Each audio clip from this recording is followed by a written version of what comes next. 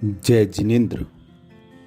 आज हम बात करेंगे कुसंस्कार की। गुरु माँ विज्ञानमती माता जी ने संस्कार मंजूषा के पूर्वार्ध में संस्कार के अनेक प्रकार लिखे हैं, जिसमें दूसरा प्रकार है कुसंस्कार।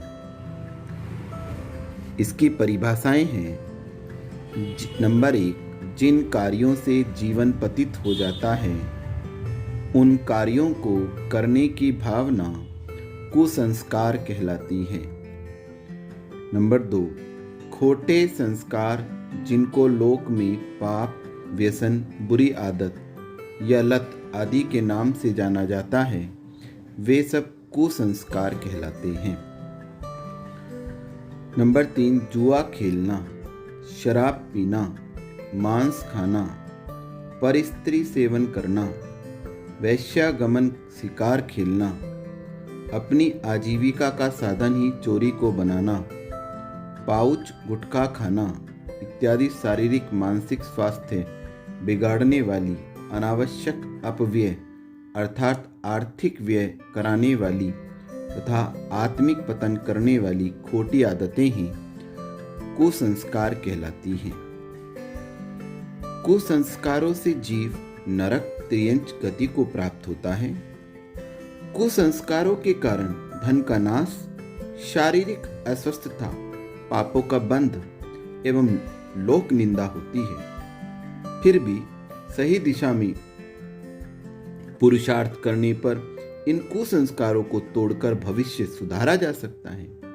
कुसंस्कारों से ग्रसित व्यक्ति को श्रेष्ठ संस्कारों से संस्कारित करना यद्यपि बहुत कठिन है, फिर भी असंभव नहीं, क्योंकि जिस प्रकार गर्म पानी को भी उसके चारों तरफ से अग्नि को हटाकर शीतल पदार्थों के संपर्क में रखकर अर्थात गीली, फट्टी, ठंडी हवा आदि के पास रखकर पुनः उसके शीतल स्वभाव को प्राप्त किया जा सकता है, उसी प्रकार कुसंस्कारित व्यक्ति को भी कुसंस्कारों की कारणभूत कुसंगति, कुसाहित्य पठन आदि से हटाकर और श्रेष्ठ संस्कारों के कारणभूत सत्संगति, शिक्षाप्रद साहित्य का अध्ययन, संतों का समागम आदि को मिलाकर सुसंस्कृत किया जा सकता है और स्वयं भी सुसंस्कृत बना जा सकता है।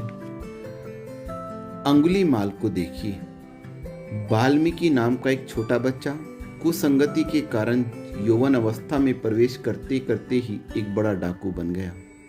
उसने धनाढ्यों के घरों में डाके डाल डाल कर अटूट संपत्ति अर्जित की और एक भयंकर जंगल में रहने लगा।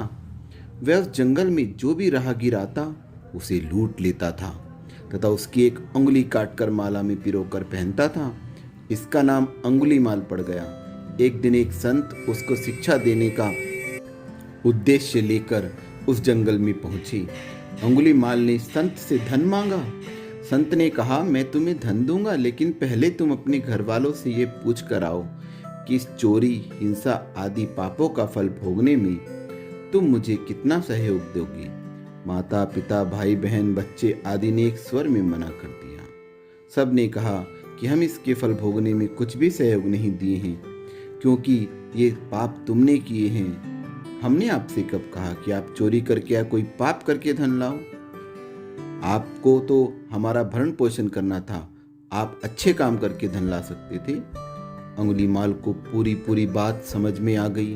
वह दौड़ता दौड़ता संत के पास आया और चरणों में गिर पड़ा। उसने संत के चरणों में पापों का त्याग करके जीवन को ही परिवर्तित कर लिया। कुसंस्कारित व्यक्ति का भी सत्संगति को प्राप्त कर श्रेष्ठ संस्कारों से संस्कारित होने का यह श्रेष्ठ उदाहरण है। ऐसे अनेक दृष्टांत इतिहास में हैं और वर्तमान में भी दिखाई देते हैं, जिन्होंने सत्य साहित्य पढ़कर अथवा श्रेष्ठ संतों, सज्जनों की संगति प्राप्त करके अपनी कोड़ी जैसे जीवन को हीरे के समान अमूल्य बना लिया। इस प्रकार दूध पौष्टिक और पवित्र होता है, लेकिन खटाई, राख, जहर आदि पदार्थों का संसर्ग प्राप्त करके फट जाता है। अपवित्र पदार्थों का संसर्ग प्राप्त करके अपवित्र एवं धूल आदि के संसर्ग से स्वादहीन हो जाता है। और अमूल्य हीरा भी यदि खटमल का खून लग जाए तो टूट जाता है, चकनाचूर हो जाता है उसी प्रकार मनुष्य जन्म से कभी कुसंस्कारों से युक्त नहीं होता। जन्म से तो पवित्र, निश्चल, सरल एवं शांत होता है, लेकिन वह कुसंगति में पढ़कर, अश्लील एवं भ्रामक साहित्य पढ़कर, अशोभन फिल्में आदि देखकर कृत्रिम चकाचौंध से प्रभावित होता हुआ अपने स्वाभाविक मानवीय संस्कारों को छोड़कर दुष्ट स्वभावी, पतित, लोक निंदित एवं अधोगामी बन जाता है। यदि उसी दूध को सही ढंग से सुरक्षित रखा जाए तो वह शक्तिदायक एवं संतोषपरक होता है। उसी प्रकार से मानव भी यदि सही दिशा में पुरुषार्थ करता है तो अपनी मानवता को सुरक्षित रखता हुआ महामानव बनकर नर से नारायण बन सकता है।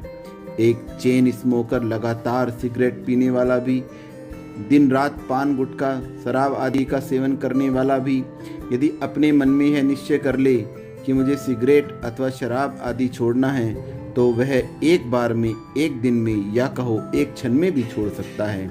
मात्र धारणा शक्ति अच्छी होनी चाहिए। साथ ही शराबी शराब की दुकान, शराब पीने के विचार, पूर्व में भी पी गई शराब संबंधी स्मृति आदि मन में उत्पन्न न हो तो यदि धारणा शक्ति भी अच्छी हो लेकिन शराबी की संगति आदि नहीं छोड़ता है तो वह कुछ ही दिनों में पुनः शराब पीने लग जाएगा। इसमें कोई संदेह नहीं। हमारे पुराण ग्रंथ जैसे सैकड़ों चरित्रों से भरे हैं जो पापी से परमात्मा, नीच से नारायण, कंकर से शंकर, भक्त से भगवान तथा अंजन से निरंजन हो गए। ऐसे ही एक बच्चा जब वह 11-12 वर्ष का था तब वह होटल में बैठकर हमेशा जलेबी खाता था। माता पिता आदि के मना करने पर भी कुछ ध्यान नहीं देता था। वही एक दिन जलेबी खाते खाते संत की उपकारी वाणी सुनता है और सबसे कठोर दिगंबर जैन साधु के मार्ग पर बढ़ जाता है और एक प्रभावक संत बन जाता है। इसी प्रकार एक और लड़का जो 18-20 वर्ष का होगा और उसने अपनी इतनी सी उम्र में ही कुसंस्कारों का पोषण करके गुंडे, बदमाशों की उपाधि हासिल कर ली थी, अर्थात उसने बचपन से ही कुसंगति में पड़कर सभी पाप करना प्रारंभ कर दिया था। यहाँ तक कि वह कुंवारी ही नहीं, विवाहिताओं को छेड़ने में भी नहीं चूकता था। उसकी इन हरकतों से परेशान होकर माता पिता ने उसको ननिहाल भेज दिया। वहीं उसका एडमिशन आदि करवा दिया। एक दिन उसके ननिहाल में एक संत का आगमन हुआ। तीर्थ वंदना के लिए जा रहे थे। उनके साथ 30-35 बाल ब्रह्मचारिणी बहनें भी थीं। जब उस लड़के ने सुना कि संत के साथ बाल ब्रह्मचारिणियाँ भी हैं तो संसार, शरीर, भोगों से विरक्त हैं तो वह उनको छेड़ने के उद्देश्य से वहाँ पहुँच जाता है। लेकिन उनको देखकर और वहाँ के सौम्य, शांत, विरक्त वातावरण को देखकर वह खुद वैरागी होकर संत बन जाता है। यह है वातावरण का, संगति का प्रभाव। जब तक व्यक्ति में कुसंस्कार रहते हैं तब तक वह कभी सुख शांति पूर्वक जीवन न स्वयं जी सकता है और न दूसरे को जीने दे सकता है। अतः पुरुषार्थ पूर्वक कुसंस्कारों को तोड़कर सुसंस्कारित होकर अपूर्व मानव भव को सफल बनाना चाहिए। आज हम इतना ही वाचन करेंगे। कल इसके बाद का वाचन होगा। जय जिनेंद्र।